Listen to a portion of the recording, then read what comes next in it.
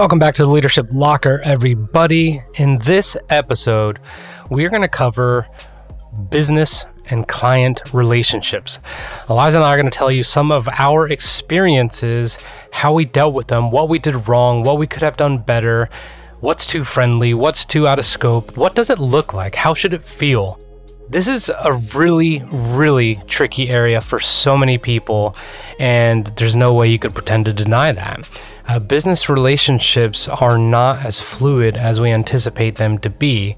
You might be in a position where someone looks at you as strictly someone who is supposed to deliver their deliverables. And that's fine, but if you're in a service-based industry, if you are in a collaborative kind of situation like we are, and there's expectations and there's deliverables on their side as well, how can we ensure we put ourselves in the best possible position for them to succeed without being authoritative, and telling them and reminding them and saying, hey, have this to us by this time? Or what happens when, they're simply not pulling their weight and it's affecting your ability to execute on the deliverable? These are the types of things that we are going to discuss in this episode, our second one together. Again, our goal is to have one of these a week, but this is going to be fantastic.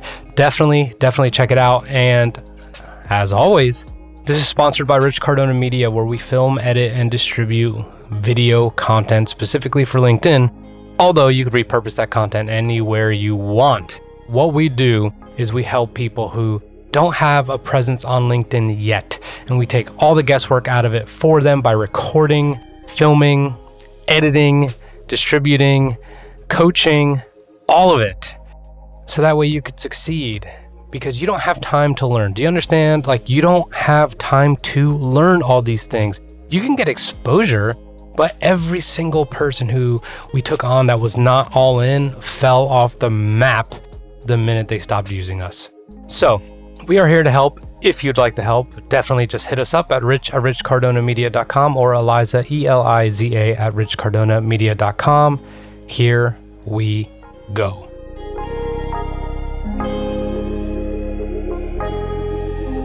We, right now, are blessed in terms of we genuinely give a shit about our clients really deeply. They're fantastic people. We spent time with them, most of them, offline, had great conversations, family conversations, whatever. And I'm not saying that is a goal that happens to just be the way things are operating for us. But I think it's worth discussing, parameters kind of a client relationship, or how to actually recognize whether the professional relationship is even worth it. And we've dealt with a lot of different things since we've worked together, and it's been a challenge with some of the personalities. But let's talk about it. What do you got? Well, who wants friction? I mean, nobody signs up for friction. It's like signing up for a bad marriage, bad relationship. Who wants that? You're going to run away from that as quick as you can. So why would you pay someone for friction? Why would you hire a service provider despite what they can do for you if it's combative and it doesn't make sense and they don't speak your language and they have no care for how you're feeling about the end result? For us, it's not just how things have shaken out or how we're wired. It really is a value. I don't want to work with people who I can't put my feet in their shoes and really internalize your outcome is just as important to me as if it were my own. That's how we do our best work here. And the other thing too is how, for us specifically, and others like us in this space, how are we supposed to engender vulnerability, which is kind of the key asset to really opening the door to building relationships? How are we supposed to do that if we're doing it behind this shrouded mystery of professionalism? This is good. I love doing this because it just makes my mind spin. Yeah. Let's rewind though. Yeah. You've said to me multiple times about the first client I ever had, who's no longer a client and not an issue, but you're that was your ideal client then, and not now. Yeah. But if I am new And I am, if you've listened to my podcast with Dory Clark, we talk about free work, how free work is low risk for all parties involved. Yeah. If I do a good job, then it might be like, this is definitely worth paying for, and then maybe the word spreads or whatever. Yeah. But in the beginning, you are likely going to take more risks on relationships that are glasses that are half full. But like, how do you mitigate that? You know, when I mean, here's what you're saying. Like, I don't want to be in a relationship with someone that, you know, it's not special or whatever, but they really appreciate what you can do for them, and you really want to help, and the offer is good and whatever. But like, you start uncovering things. Yeah. How do you mitigate that? So first, that makes it sound really like woo-woo, like, oh, how do you find the right person? Yeah. But really, at the end of it all, it is technical because we've defined a business model that's based off of referrals, that's already built in trust in our network. So when you approach it that way, yes, you're going to iterate from the beginning in your first client. Like, it could be an absolute disaster. You offload them, you find the next right person. You offload them, you find the next right person. Hopefully you find... Hold on a second. You want to offload someone, but you are still trying to establish your reputation. Yeah. You know we're big on social proof. Yeah. You're trying to get social proof. Like, how do you come to terms with that? Well, you got to be willing to make hard decisions for what your principles are and your core convictions for your company. And if you're willing to cave on, I'm going to serve this person because the money is really good. And granted, we all have like thresholds of like, we have to make money and things like that. Sure. But for you and I, we're in a different situation where we didn't have those pressures as, the past year to really get those things up and running. We were willing to offload anyone who wasn't really willing to play in the dirt with us. Including a client that represented 4 clients, essentially, in terms of finances. Anyway. So I think, one, you have to define for yourself what your core convictions are. Either you are or you are not willing to entertain someone who's not going to serve you as a client as well.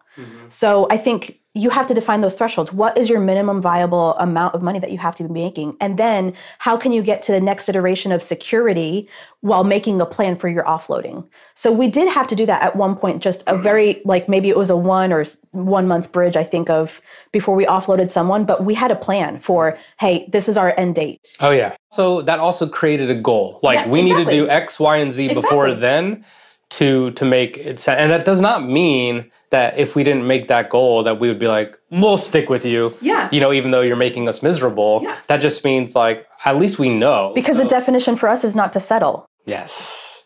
So you have a goal and you have a strategy to meet that goal. And sometimes you have to take a couple steps backwards to take a leap forwards. Yeah. And so I think when you're starting and you're in that position of like, oh man, I have this client and they're an absolute train wreck. They're horrible to work with. You have to decide, is it worth the money? Is your peace of mind, is the struggle to produce or deliver, is that worth the money? And more often than not, it's going to be no. Yes. It's never worth it. It's never worth it because in the long run, you've given up emotional margin, you've given up mental margin, you're stealing from your other clients because it doesn't matter if that client is paying the same package rate or whatever. If they're stealing your mental bandwidth and your energy in other areas, they're taking that away from the best work you could produce for the clients that aren't giving you friction. We've known this through experience. We've all been there. I'm laughing because it was just the other day where I felt compelled to reach out to someone who enlisted us for our services. It was kind of a one-time thing. We did our thing. Yeah. I mean, there's no point in which we under-delivered at all. I think we did everything we can, and I mean, really put our best foot forward, of course. And then we watched, and I was just like, "What is happening? Like, they're not." They took none of our guidance. We gave the blueprint. Well, they did in the beginning, briefly. Yeah. And then they have the blueprint. I mean, you can reference it, whatever. Not the blueprint, but for them, what we made for them specifically. And I'm like, I feel compelled to say something. Like, this is driving me crazy. I hate when this happens. And you're just like, nope. Yep. You're like, you don't have the mental energy or bandwidth for that. And I was like, you're right. And ultimately, I ended up doing it only because it was... you couldn't help yourself. No. That was part of it, but...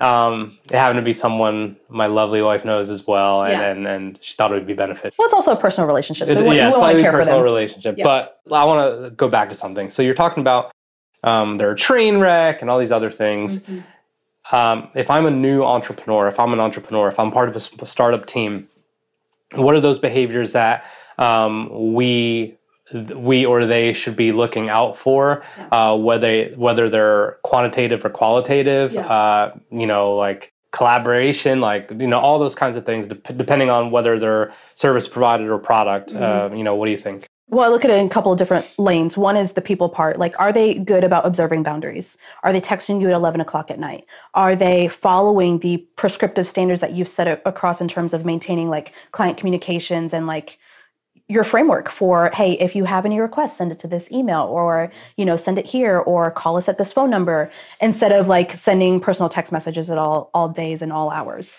I think sometimes we're very fast paced and everyone is action oriented, especially when you're a certain phase of startup and everyone just wants to like bring everybody along on the journey and like fast forward to action. Yes. That's great. But there's certain like boundaries, like you have to respect that, your service providers or, your clients, like they have families and, whatever. So I think that's the personal side, is like, are they communicating clearly when they do communicate? Have they expressed, and are they clearly articulating like what their goals are and what they want to see done? On the other side of that is the process part. So for us as service providers, if we've articulated like, this is our process, this is what it looks like, it's contextualized and individualized, but the process structure is X and Y and Z.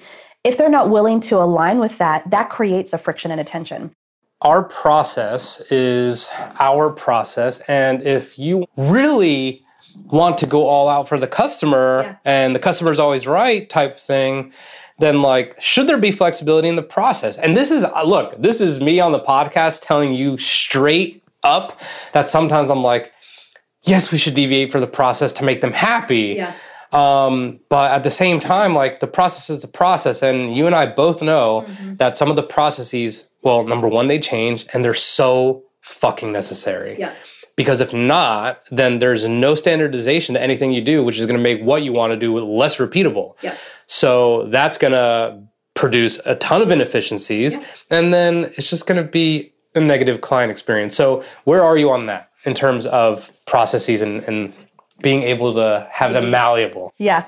Well, I think you have to make judgment calls. And it's also based on the need of the day. So if the priority for any given client is X and Y and Z that we've co-articulated, we've said, you want to accomplish this, this is how we can get there with the content strategy. I think one, we have to have enough time in what the standard service is to understand, like, is it even working at our base level? True. So you have to make a really informed decision of like, I can deviate, but I've already been working with them for 4 weeks. So I know that I have the amount of data to, make an informed decision. I think the other part of that is sometimes you just make a judgment call. And I think it's okay to make those judgment calls as long as it's not a habit. Because if you're deviating consistently, then there's a problem. So that's for us more important than it is for the client, because then the client is going to expect us to bend over all the time. So that's, you teach people how to treat you. Right? Let's do an example then. Yeah. So what if someone came to us where we store everything on Google Drive and they're like, I use Dropbox. I want to use Dropbox. Just upload, I'll upload my stuff there and blah, blah, blah. Where, like, that's just that's a firm no. And the reason why it's a firm no is because that is our system and we maintain control of the assets that we create. If it was like a one-off client and they said to us, hey, we use Dropbox, can you just drop it in there? And it was like a one-time video, that's acceptable to deviate from. But if we open the door to one client and they say, well, we use Dropbox, and then so say you and I, we hire another person and they come on board and we're trying to train them and they're like, well, why does this one client have Dropbox? Then we have to have a whole different set of permissions, a whole different set of protocols, a whole different set of, resources. Okay. And then we have another client that's like, hey, I use, WeTransfer. Can we just use reTransfer and we'll just download the native files here? I mean, it's any number of like catastrophes just waiting to happen. We have to have very, very stringent internal standards to keep our integrity of our products too. So we've talked about behaviors. Yeah. We talked about deviating from processes. What else should people be on the lookout for?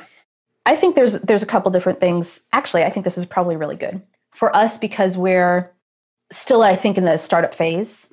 We are constantly iterating certain things as well. Yeah.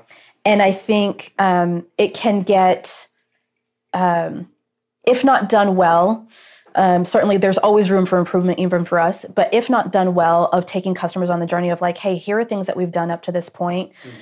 we've evaluated how things are changing and we want to be ahead of like kind of this next iteration. So that being the case, we've made a decision to do X and Y and Z, and this is how that impacts you. Now, do you mean internally or externally? So I think both. I think one is in our deliverable. So here's what the market is demanding. Here's what the platforms are doing. Here's how audiences are reacting to content. So that would necessitate a shift in how we produce content, styles, different ways it's presented, different ways to optimize the algorithm. Right? And I just want to give an example really quick. Yeah. Like we decided that emojis in some of the titles and borders for some of our clients were just like, you know what? Like it does grab attention, but that's not their style. Yeah. It's not my style. Yeah. So we stopped. And I don't want to say like everything changed, but like there's certainly been an improvement. Like two of our clients just had their best month ever.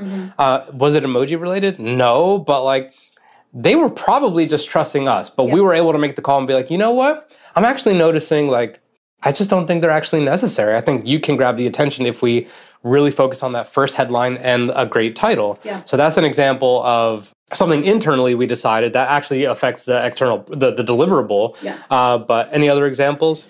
I think another example would just be maybe more internal of like, hey, here are systems that we realized like don't work well. So we instituted a centralized email box so that you weren't getting emailed all the time. I wasn't getting emailed all the time. And then that would facilitate an admin being able to really be the air traffic controller of, you know, how we move things. So sometimes that's just bringing clients along on the process. And that seems really small. But for us, because we are small, we have to be nimble. And to be efficient, we have to find the different little tweaks that we can have and implement at different periods of time to make sure that we're focusing on what needs to be focused on and managing our time appropriately. Yeah, I didn't actually, and I want to talk through that decision. Yeah. Obviously, like you and I did not want our emails getting blown up all the time. But the reason for having a client support kind of email, being this small, was important, but how we presented it, which was not far from the truth at all, is that we will see that first. Like we will know it's immediate. Because if you're contributing to my email influx and all these inquiries and all these other things, and these people are not clients, these are invitations, these are podcast inquiries, these are will you guest on the podcast and all these other things, like it might get lost. Yeah. So this is good for you. This is good for us, but it's also good for you so we can make sure that you get a response within 12 hours or less. So I think something like that, I don't fear in communicating, but we are coming up on another thing that we have to talk about, which we won't talk about here, but we're going to have to make a change. Surprise. Yeah, it's a change, and I know the clients love this offering that we have, but we have found it to be cumbersome. Slightly problematic in terms of personnel to fill that, having someone who could execute it, et cetera. But okay, so that was that, and we're back on relationships. Actually, we haven't talked about ideating. Yeah. Oh, yeah. Let's hit that. Well, I know. I just saw a million thoughts in your mind. Well, I mean, there's got to be left and right boundaries to ideating. And I think ideating takes different shapes. It's not just your business offering. I think ideating also is the amount of conversations you're willing to entertain in terms of like problem solving. But then it turns into like, oh, this idea came from that problem solving discussion because it's someone who's external to your system. Yeah.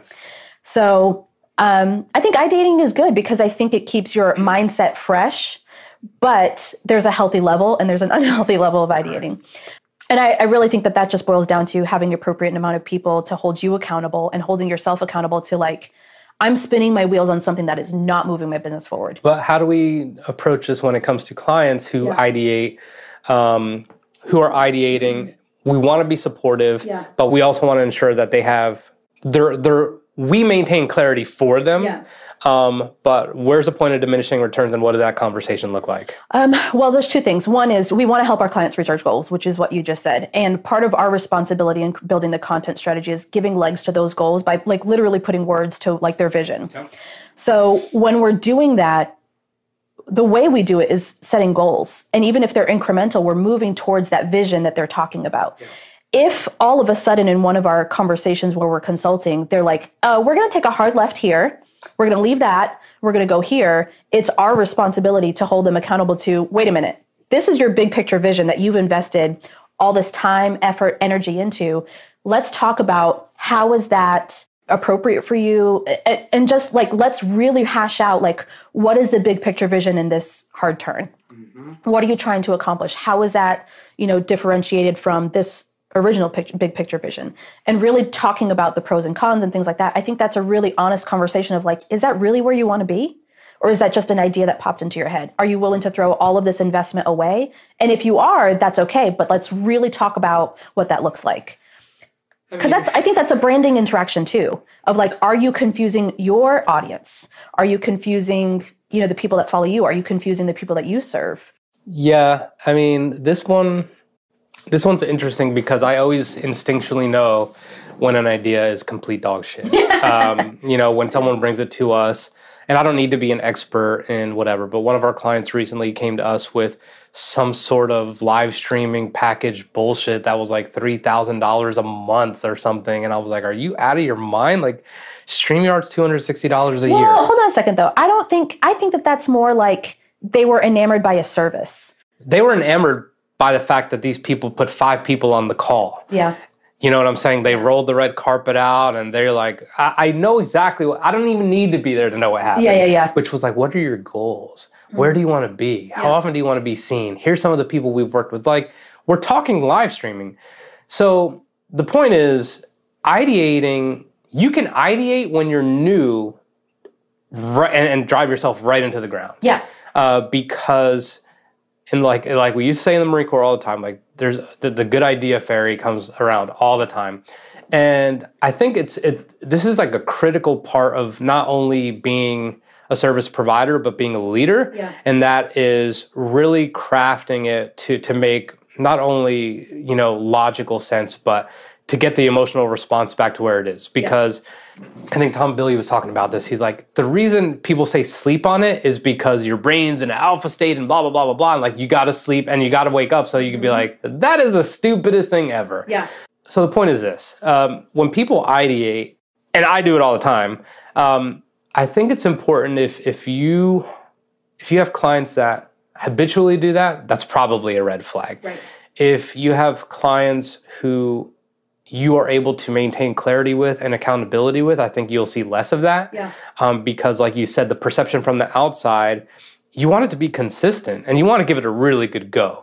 So I think the discipline that they may lack by the excitement and the emotion of what they see or what people present is where you come in, and you just have to kind of be that unbiased person. And we would never shit on an idea just to keep the client. Yeah, and I think that the balance to that is, and this is kind of what I was articulating on the front end of this, was you have to listen to what the idea is. Like, I mean, before you were like, no, that's stupid, you really did entertain like, okay, what was the conversation? What were you looking at? Even though you have an instinctual reaction and you know where it was generated from on the other service provider's standpoint, you already knew kind of what the end point was going to be. But at the same time, you were like, okay, how are you seeing this? And I did that because I was trying to put myself in their shoes and just be like, okay, like, could I get excited about this? And then obviously I just had to essentially do like a no shit comparison and just be like, is this really like that Gucci? Yeah. Or is it just, I'll never forget, I met a gentleman in Big Bear a long time ago, and he was just sitting at the bar. He was English and really amazing dude.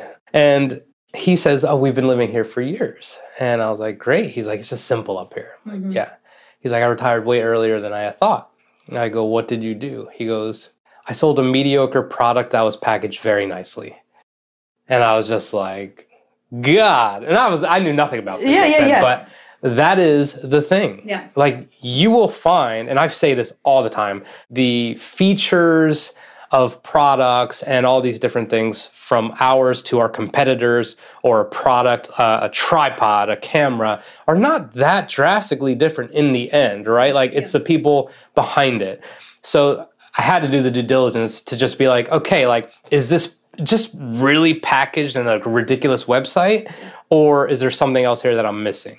And I did not see anything at all that set me off to be like, this is groundbreaking. Yeah. Well, I think the other side to that story too, though, is that client trusts us enough to receive that feedback from us. And when we say like, no, that's probably not going to be a really good idea for you. And they were like, yeah. Thank you. I think I said hard pass. Yeah. But I mean, But again, that's just how I felt. But I think that also goes back to the relationship Which I've never said. But I think that goes back to the relationship that we've built with our clients, where they trust us when we say like, yeah, that's going to be non-negotiable, hard pass, no. Like they're almost always, I actually don't think that there's been any client that convinced us to like deviate from that. True. And we just keep on marching along.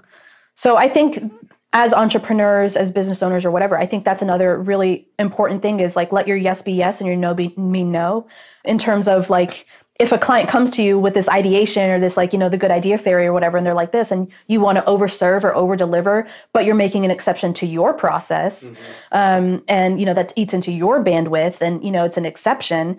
If that's not your service offering, or even if it's not your wheelhouse or your space, like be willing to do the due diligence of doing the homework, making a comparison and just saying, hey, this isn't where you talked about where you wanted to be. This isn't my wheelhouse. I just don't think it's going to be a good fit moving forward, even if that means the relationship has to end. Agree. So we were talking about relationships and kind of red flags, but then we should finish or at least explore like what it looks like when things really go well. And we've obviously picked up business during COVID. We lost a little bit of business, but then like one of our major clients, I would say, they had to pivot like immediately. And I would say that you and I had internal conversations about like, I'm not sure we're like crushing it. We were a little bit outside of our wheelhouse, but I think we actually did an exceptional job. And then here we are and we had to pivot again. But like, how does that build rapport? Like a lot of people could have been like, I'm out. Like, I get it, but I'm out. What do you think about that? Well, one, you have to think that that's our like really ultimate high touch, one of our bigger clients. Not that we don't give this level of attention to all of them, but this is a client that like they come to specifically for consulting. So they are like, this is our relationship, is to guide them in pivoting, guide them in their, you know, goals and accomplishing them and helping define like what's in the market and where can we really make a dent. So in terms of COVID, how that's impacted their business and then, you know, these different things that they're working on, like that's what they're paying us for. And, you know, for us to one, really care for them as people and their outcomes, that's part of like the necessary honesty that of us coming to the table and just saying, hey, look, we've pivoted here. We've maxed out the way we can serve you in this pivoting season. So now let's look at what does the next iteration of our relationship look like? Sometimes that means adjusting the contract terms in terms of how much time we give to certain things. But, and more importantly, it gives clarity to what it is that they are individually chasing after. I think a bigger point here, and we talked about it earlier, is the unbelievable transparency that we have and how that, I don't care what you say, that is part of the unique value proposition. Because if we were scared, we would probably have short-term behaviors, deviate and have short-term outlook behaviors, meaning we would continue going down a path where we know we couldn't serve them as well because we knew we were going to get paid. Instead, we're like, we think we're limited here. This is what we think we could do. And you and I both knew that they could definitely come back and just be like, you know, like, yeah, like, never mind. But we know we could stomach that. And I don't mean financially, and I don't mean for the business. I just mean like as two people trying to serve, like we knew that was a possibility and we were okay with that. So the transparency is so unbelievably and largely important where, like you said, we're just like, I think we're at the end of the road with what we were doing here. And then here's what we think we could do. What do you think about the transparency aspect? I mean, it's paramount. Like that's everything that we do. You know, it's our ability to say no. It's our ability to get people to open up. It's our ability to produce content that's vulnerable and authentic. I mean, that's a reflection of who we are as people. So naturally, our client interactions are going to reflect that value as well. I was actually just thinking about, you're talking about that, about this conversation that I had back years and years and years ago. I had this like side gig where I ran like a whole team of people for this organization. And I ran the scheduling and it would make sure it didn't matter if I was traveling or not, like I could do it all remotely. And I remember this one time, the person that I kind of reported to and giving them kind of the periodic updates was like, so you can just like keep doing this even though you're on the road? And I was like, yeah. I was like, but I don't want to do this forever. I want to like hand it off at some point. And because the point is, I could see an end state being like, I should work myself out of a job because this is consulting. If you're good. If you're good, right? Like you set it up to where it's sustainable. You don't need me externally running a process that could be manned internally. Like there's hundreds of people literally inside your organization. Yes. And so I think about that sometimes where like sometimes as business owners and entrepreneurs, especially service providers, you like, one of our clients said this term yesterday, and I'm like, it's so true. You squeeze the lemon to the point of like having no more juice, right? So sometimes that's an idea. Sometimes that's a relationship, right? Yeah. Where you just like are completely honest and you're like, hey, we've reached the end of the road. The ideation has got to stop or whatever. And if it were consistent over the lifetime of this client interaction, I mean, that's one thing. Like they're just going to always ideate. And certainly there's an element of like walking through like a client journey because it's always going to evolve. Mm-hmm. So you have to evolve with them if you're going to provide them a service. But if companies are going to be growing, and if we're working with companies that are a certain stage of existence, so they have, a certain amount of team members or a certain amount of services that they provide, if they're in a stage of expansion, eventually they're going to be hiring staff. Yes. And so our goal is to always kind of understand where they're at in their, not just their business, but also like what their needs are. Yep. Of eventually you're going to internalize this process and this system. Are you set up to do that? Yep. Or just beyond that, like, eventually if your goal is to stay this size because you can continue expanding externally by like franchising or licensing or things like that, and you can run it without having this massive front office, yep. Those are two different business models that we can still serve really well, but one is finite. Mm-hmm. So for this particular client, and for example, right now they don't have a huge front office. So we're running alongside them just as fast as they are and helping them execute all the things that they can do. And, sometimes it's shooting the crocodile closest to the boat. Yeah. And that's just the nature of the beast. But the bottom line is because we have a relationship built on, trust, transparency, and vulnerability, we can be honest about, hey, these are the things that are not serving you well right now. And they can likewise return back to us like, hey, here's an idea that we had. We didn't really like this. Let's try to solve this. Yeah. And I think that's the best kind of client relationship because it's completely open. What would you say, and this will be the final question, what would you say is one of the other, that sticks out in your mind, crucial factors that enables us to have and maintain really good client relationships? I think this might change over time, but probably not. But I think a response to that question is we're really accessible. For being as busy, and this is a blessing and a curse. Yes. And a lot of people, especially entrepreneurs, especially startups, they'll face this. But I think this is the nature of what sets us apart and is a market differentiator for us is the fact that we are accessible. Like any one of our clients can call either one of us at any given time. And in fact, it's not just our clients, it's like people that are connected to us on LinkedIn. Like people know that they can reach out to you and you're going to respond. Mm-hmm. And I think that accessibility is kind of a hallmark of being willing to just provide value as a value. Yes. And so when I think about that in terms of like progressing or moving forward and things like that, I'm just kind of like, that's kind of what sets us apart, right? Like the accessibility. And when I say it's a blessing and a curse, like sometimes it's like, okay, so many people are reaching out, like, how do I really manage that? But I'd rather have more people beating down my door and asking for my insight and opinion because that tells me I'm still doing something right. I agree. Yeah. And I also agree, like big time, like that will probably change. But as the business owner, it's like, okay, that doesn't mean it doesn't need to fall off a cliff. Mm-hmm. There's just going to be different manners and mechanisms. And this is obviously part of like the visionary integrator relationship. And it's just like, okay, like we know this is one of the intangibles. Yeah. We know that people actually enjoy talking to us. We know that people like, I don't think there's a question we get that we can't answer almost immediately. Yeah. Even if it's just them running an idea by us. Like I think you and I are able to think through super quick why it could be good, why it could be bad, and we'll get back to you with some more information after we've looked at it. What? I actually think that's also related to instincts. Mm-hmm. I think you talk about, like you don't have a lot of experience in marketing and sales and all these different things, but you have really, really good instincts. And that's, been honed over years in your military career and all these other things that have taught you like how to really read people well, how to be sensitive to people's emotions, and how to really like read the room.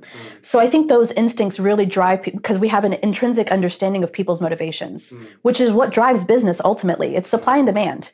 And so when people come to us and they don't have, not necessarily that they don't have the sensitivity, but the sensitivity to like products, offerings, or services, which creates confusion sometimes, our instincts are already razor sharp in that sense, because we're combining those two things of our instincts about people and our knowledge about service and programs. And I think the instincts about people actually plays a very heavy part in us realizing the longevity of the potential of this business relationship, because I think anyone in a position like us who are starting up and working their way outwards to getting bigger, they will discover that people's visions and goals and motivations change or are exposed as time goes on.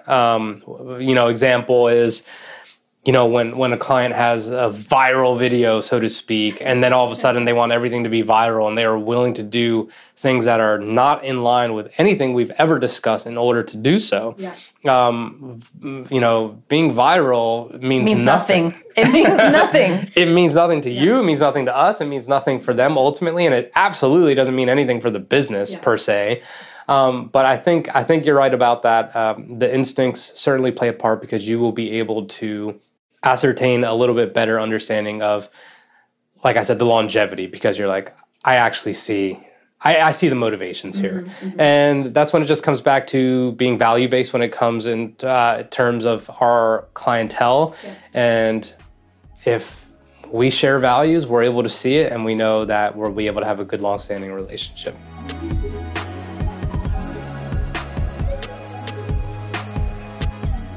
Thank you so much for listening. I hope you got some nuggets out of that.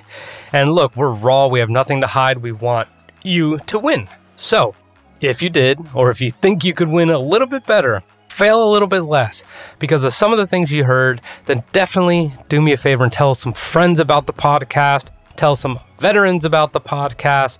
And rate it and review it, because that is what will help us just be seen and heard more. And that's all we want to do. We are here to serve. We want to serve you. It's not about numbers and popularity. This is about serving as many people as we can. So, thank you for tuning in. We'll see you next time.